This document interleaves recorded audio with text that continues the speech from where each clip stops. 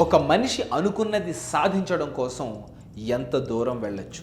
కేరళలోని కోజికోడ్లో సైనిడ్ ఉపయోగించి 6 ప్రాణాలు తీసిన కేసులో నిందితురాలు జాలీ జోసెఫ్ ఆత్మహత్యకు ప్రయత్నించింది. ఎటువంటి దారులు ఎంచుకోవచ్చు. Shocking allegations of cyanide poisoning and even a kid was allegedly not spared. ఎంతకు తెగించొచ్చు. And the murky Kerala cyanide murder cases have created ripples in the state. Many find it hard. Jolly Joseph case తెలుసుకున్న తర్వాత మనుషులు ఇలా కూడా ఉంటారా అనిపిస్తుంది. My name is Amar and you watching the crime factory by TKF.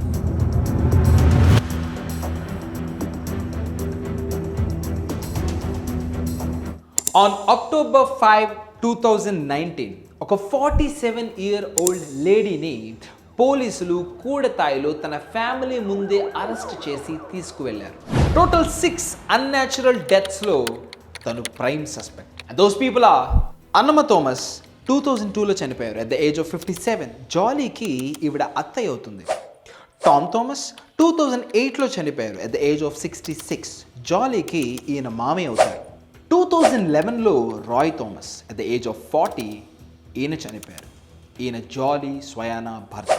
2014లో మంజాయిడెల్ Matthew at the age of 68 చనిపోయారు. ఈ Matthew Jolly భర్తకి సొంత మేనమావ. And the very same year Jolly cousin Shaju Zacharias 2-year-old daughter ఆల్ఫైన్ని చంపేసింది. ఒక్కొక్క చావుకి ఒక్కొక్క reason. But ultimately Jolly Joseph కోరుకున్నది రెండు. నెంబర్ 1, ఫ్యామిలీ అండ్ సొసైటీలో ఒక గొప్ప హోదా, గౌరవం. Number 2, financial independence and freedom. But at what cost? చివరికి తను అనుకున్నది సాధించడం కోసం పండు ముసలి వాళ్ళని, చిన్న పిల్లల్ని కూడా వదలలేదు. ఎవరి జాలీ జోసెఫ్? జాలీ జోసెఫ్ కట్టపన అనే విలేజ్లో జోసెఫ్ మరియు తెరిసమ్మలకు జన్మించింది. వీళ్ళది ఒక రైతు కుటుంబం. తినడానికి తిండి లేకపోయినా జాలీ జోసెఫ్ గొప్పగా సెటిల్ అవ్వాలనుకుంది.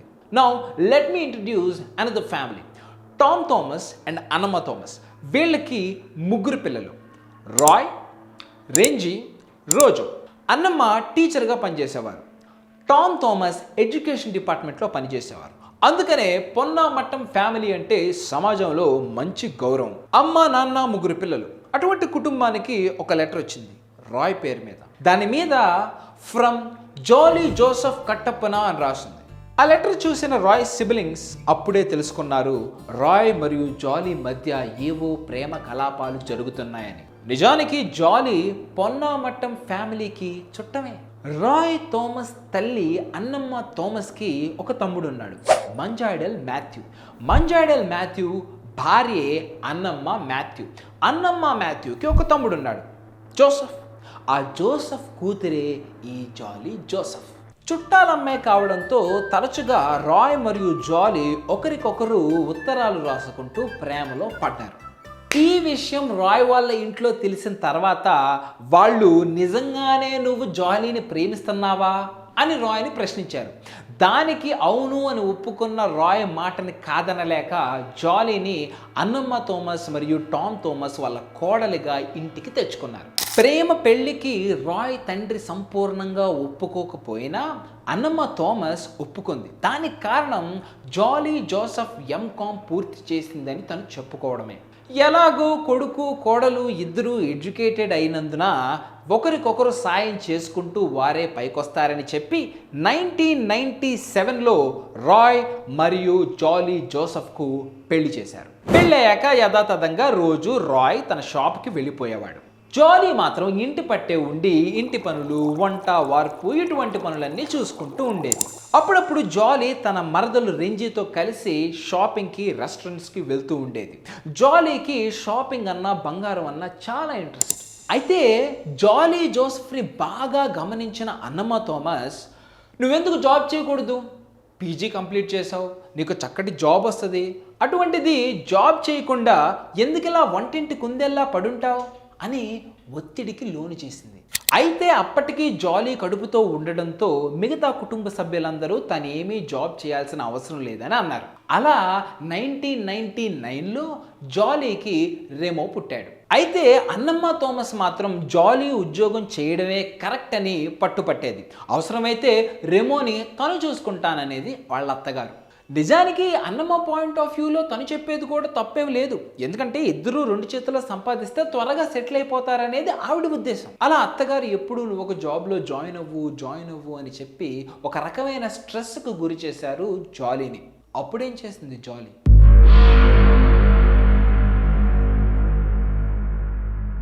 అది 2002 ఇయర్.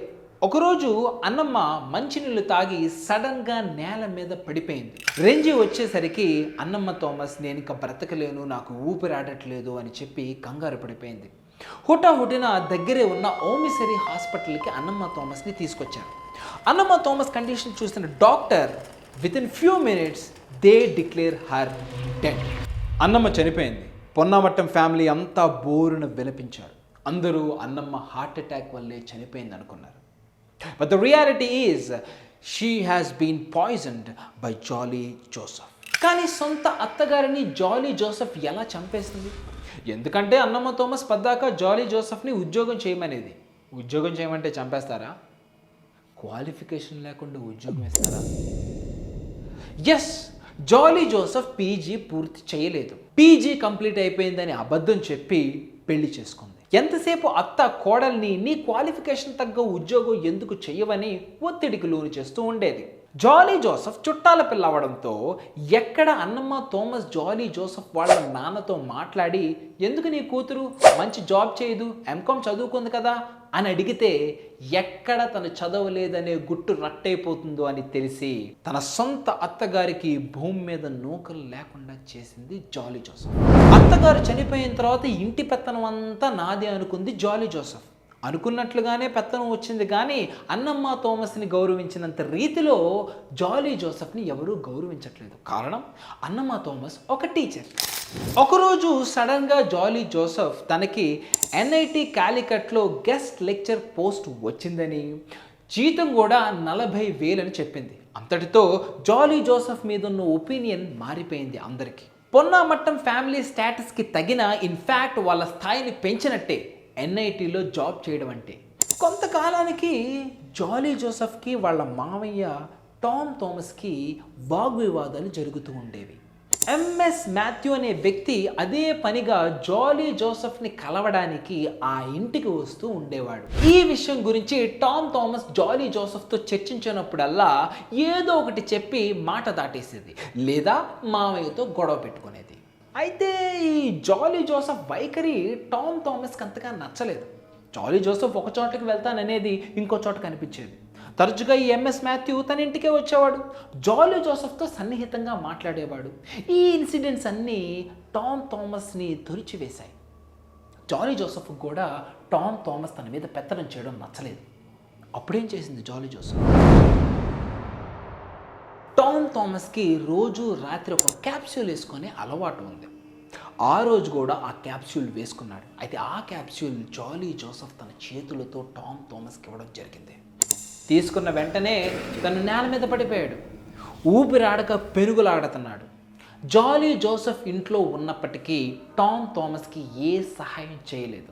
అన్నమ్మ చనిపోయింది 2002లో, టామ్ థామస్ చనిపోయింది 2008లో. ఈ 2 డెత్స్కి మధ్య 6 ఇయర్స్ ఉండడంతో అందరూ ఇది న్యాచురల్ డెత్తే అనుకున్నారు. అండ్ అత్త మామ చనిపోయాక ఆస్తంతా జాలీదే అనుకున్నట్లుగానే జాలీ ఒకరోజు రాయ్ సిబ్లింగ్స్ రెంజీ అండ్ రోజోని పిలిచి వారిరువురికి 2 పేపర్లు ఇచ్చింది. ఆ పేపర్ల మీద ఆస్తి మొత్తం రాయ్ మరియు జాలీ జోసెఫ్కి దక్కుతుందని రాసి ఉంది. ఆ పేపర్స్ చూసిన రెంజీకి అనుమానం వచ్చింది. ఆ పేపర్స్లో సరైన డాక్యుమెంటేషన్ లేదు, స్టాంప్ పేపర్ లేదు, ఇది ఎలా చెల్లుబాటు అవుతుంది అనుకుంది. ఎందుకైనా మంచిది అనుకొని జాలీ జోసెఫ్తో గొడవ పడకుండా ఆ పేపర్స్ని రోజోకి ఇచ్చి దాచి ఉంచమంది. ఒకవైపు ఇదంతా జరుగుతూ ఉంటే మరోవైపు తల్లి తండ్రి చనిపోయాక రాయ్ ఎంతో నీరసించుకుపోయాడు. ఆర్థికంగా కూడా ఎన్నో ఒడిదుడుకులు ఎదుర్కొన్నాడు రాయ్. పైపెచ్చు ఈ MS మాథ్యూ మరియు జాలీ జోసెఫ్ మధ్య సంబంధం ఎంతో ఇబ్బంది పెట్టేది రాయ్ని. అలా రాయ్ మరియు జాలీ జోసెఫ్ మధ్య దూరం పెరిగింది. అప్పుడేం చేసింది జాలీ జోసెఫ్? రాయ్ రాయ్ ఇంటికి వచ్చి తన ఇద్దరు కుమారులు పడుకోవడం గమనించి వాళ్ళని లేపకుండానే కిందకి వచ్చి జాలీ జోసెఫ్ వండిన శనగలు మరియు అన్నం కూర వేసుకొని తిన్నాడు. తిన్న వెంటనే రాయ్ బాడీలో ఏదో తెలియని అనీజీ. బాత్రూమ్ లోపలికి వెళ్ళి గడి వేసుకున్నాడు. ఆ రోజు రాయ్ చెల్లెలు రెంజీకి రాత్రి 11 ఆ ప్రాంతంలో ఒక ఫోన్ కాల్ వచ్చింది జాలీ జోసెఫ్ నుంచి.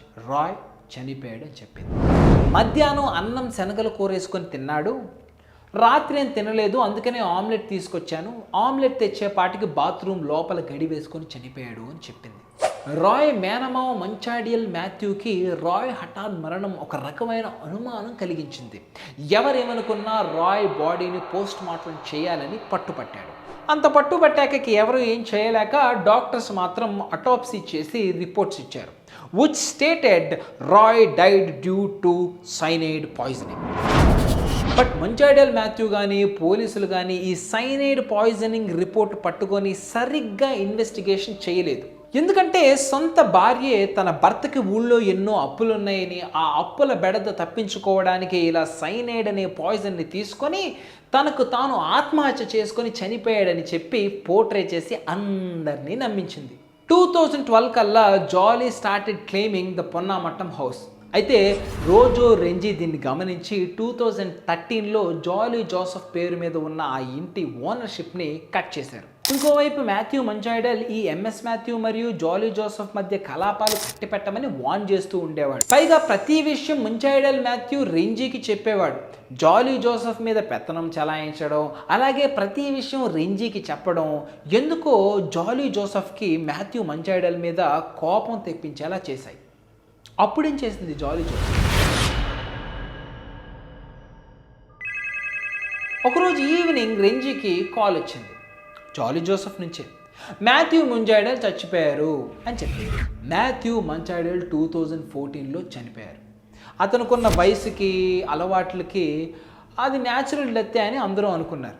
భర్త చనిపోయాడు, ఆస్తి పోయింది, ఇప్పుడు జాలీకి గట్టి సపోర్ట్ కావాలి, ఫైనాన్షియల్గా కానీ ఎమోషనల్గా కానీ. అందుకే షాజు మీద మనసు పడింది. ఎవరి షాజు? టామ్ థామస్ బ్రదర్ జకరియా. జకరియా ఫిలోమినాకి పుట్టిన అతనే Shaju Zacharia. So Zacharia is a first cousin of Roy. ఎలా అయినా షాజుని దక్కించుకోవాలనుకుంది Jolly Joseph. But how? Shaju is already married, he got 2 kids. Jolly Joseph ఎలా అయినా షాజుని పెళ్లి చేసుకోవాలని ప్లాన్లు వేస్తూ ఉంది. అదే టైంలో షాజు తన కొడుకు ఏబెల్ ఫస్ట్ హోలీ కమ్యూనియన్కి ఆహ్వానించాడు జాలీ జోసెఫ్ అండ్ కుటుంబాన్ని. ఈ ఫస్ట్ హోలీ కమ్యూనియన్ అంటే మొదటిసారి రొట్టె ద్రాక్షరసం ఇచ్చే సెరమనీ అనమాట. ఇది వాళ్ళు చాలా ఘనంగా జరుపుకుంటారు. ఇల్లంతా హడావిడిగా ఉంటుంది. అదే కరెక్ట్ అయిన సమయం అనుకుంది జాలీ. అప్పుడేం చేసింది జాలీ జోసెఫ్? 1 May 2014 హోలీ కమ్యూనియన్తో ఇల్లంతా కోలాహలంగా ఉంది. షాజు ఇంటి నిండా చుట్టాలి. ఆల్ఫైన్ ఆ 2 ఏళ్ల పాపకి తన ఆంటీ అన్నం తినిపిస్తూ ఉంది. సడన్గా ఆల్ఫైన్ వెనక్కి జర్క్ అయింది. కళ్ళు పైకి తేలేసేసింది. కంగారు పడుతూ ఆల్ఫైన్ని హాస్పిటల్కి తీసుకెళ్లారు. Doctors said she is dead. 2 ఏళ్ల పసికందు ఎలా చంపగలిగింది జాలీ జోసెఫ్? అందరూ ఆల్ఫైన్ వాళ్ళ ఆంటీ అన్నం తినిపిస్తుంటే ఆల్ఫైన్కి పొలమారి చనిపోయింది అనుకున్నారు. ఏదైతేనేం తను అనుకుంది and she has weakened the family. దండలో ఒక దారం లాగితే పూసలన్నీ జారిపోయినట్టు షాజు ఫ్యామిలీ అంతా కృంగిపోయారు. అదే తడువుగా జాలీ షాజు భార్య సిలీతో సాంగత్యం పెంపొందించుకుంది. సిలీ కూడా జాలీ మాయలో పడిపోయి తన ఇంటి విషయాలన్నీ పోసగుచ్చినట్టు చెప్పుకునేది జాలీతో. సిలీ తన ముద్దుల కుమార్తె చనిపోయినప్పటి నుంచి ఎంతో డిప్రెషన్కి లోనైనట్టు జాలీకి చెప్పుకొచ్చింది. అప్పుడు జాలీ, మా మామగారు కూడా నీలాగే డిప్రెస్ అవుతూ ఉండేవారు, ఆయన ఒక క్యాప్సూల్ వేసుకునేవారు, ఆ క్యాప్సూల్ వేసుకుంటే నీకు డిప్రెషన్ పోతుంది అని చెప్పింది. చెప్పడమే కాకుండా ఆ క్యాప్సూల్ని వేసుకోమని బాగా ప్రోత్సహించింది. గొర్రె కషాయుడిని నమ్మినట్టు సిలీ జాలీని గుడ్డిగా నమ్మింది. అప్పుడేం చేసింది జాలీ జోసెఫ్? ఒకరోజు డెంటల్ హాస్పిటల్లో షాజు భార్య సిలీ అండ్ జాలీ ముగ్గురు వెయిటింగ్ రూమ్లో కూర్చొని ఉన్నారు. జాలీ ఆ డిప్రెషన్ పోగొట్టే క్యాప్సూల్ని గోప్యంగా సిలీకి ఇచ్చి వేసుకోమంది. సిలీకి అదే లాస్ట్ క్యాప్సూల్. సిలీ చనిపోయింది 2016లో. ఇన్ని సీక్వెన్షియల్ డెత్స్ తర్వాత రాయ్ చెల్లెలు రెంజీకి జాలీ మీద ఎన్నో అనుమానాలు వచ్చాయి. అసలు బలంగా ఉండే సిలీ ఎలా చనిపోయింది? సిలీ చనిపోయే ముందు సంవత్సరమే తన 2 ఏళ్ల పాప ఆల్ఫైన్ ఎలా చనిపోయింది? ఇవన్నీ చేసింది జాలీయేనా? షాజుని దక్కించుకోవడం కోసమే ఇంత పన్నాగం పన్నిందా? ఇటువంటి ఎన్నో ప్రశ్నలతో Renji సతమతమైపోయింది. Silly first death anniversary తర్వాత 2017లో జాలీ షాజుని రెండో పెళ్లి చేసుకోవడం జరిగింది. ఒక్కసారిగా తను అనుకున్నదే నిజం అవ్వడం రెంజీకి ఎంతో ఆశ్చర్యాన్ని గురి చేసింది. రెంజీ అనుమానం నిజమేనా? ఒకవేళ నిజమే అయితే అనుమానంతో అరెస్ట్ చేయలేం, దానికి ఆధారాలు కావాలి. అందుకనే రెంజీ ఆధారాలు సేకరించే పనిలో పడింది. అయితే వేర్ టు స్టార్ట్? ఈ మొత్తం 6 బాడీస్లో ఒక్క బాడీకే కరెక్ట్ టైంలో పోస్ట్ మార్టం జరిగింది. అది రాయ్ది. She started at that point. Autopsy reports రోజు దగ్గర ఉన్నాయి. అవి తీసుకొని లైన్ టు లైన్ క్షుణ్ణంగా పరిశీలించడం మొదలుపెట్టింది. అకార్డింగ్ టు డెత్ సర్టిఫికేట్ చనిపోయిన సమయం రాత్రి 11:20. Reason of death cyanide poisoning. మనందరికీ అంతో ఎంతో తెలిసే ఉండాలి, సైనైడ్ అనేది ఎప్పుడైతే మన బ్లడ్లో కలుస్తుందో బాడీ ఫంక్షన్స్ అన్నీ ఆగిపోతాయి. They won't be any time. ఎప్పుడైతే బాడీలో ఉన్న ఆర్గాన్స్ ఫంక్షనింగ్ ఆగిపోతుందో ఎక్కడ ఉన్నది అక్కడే ఉంటుంది. And the autopsy report says stomach contained rice and Bengal gram. ఎప్పుడైతే ఆ లైన్ చదివిందో రెంజీ అక్కడే ఆగిపోయింది. Stomach contained rice and Bengal gram. రెంజీకి ఒక్కసారిగా జాలీ చెప్పిన మాటలు గుర్తొచ్చాయి. రాత్రి ఏం తినలేదు, మధ్యాహ్నం అన్నం శనగల కూర వేసుకొని తిని రాత్రి 8ంటికి ఆమ్లెట్ అడిగాడు, అది ఇచ్చేలోపు చనిపోయాడు అంది. బట్ కడుపులో రైస్ అండ్ బెంగాల్ గ్రామ్ ఇంకా అలాగే ఉంది. అంటే ఎప్పుడో మధ్యాహ్నం 2-3 గంటలకి తిన్న అన్నము శనగల కూర 11 వరకు అరగలేదా? అదెలా సాధ్యం? ఈ పాయింట్ పట్టుకుంది రెంజీ. రెంజీ వెంటనే ఈ రిపోర్ట్స్ తీసుకుని కేజీ సైమన్ అనే రూరల్ ఎస్పీని కలవడం జరిగింది. తనకున్న అనుమానాలన్నీ క్లియర్గా వ్యక్తపరిచింది రెంజీ. వెంటనే కేజీ సైమన్ కూడా ఈ కేసుని సీరియస్గా తీసుకొని ఇన్వెస్టిగేషన్ మొదలుపెట్టారు. But where to start the investigation?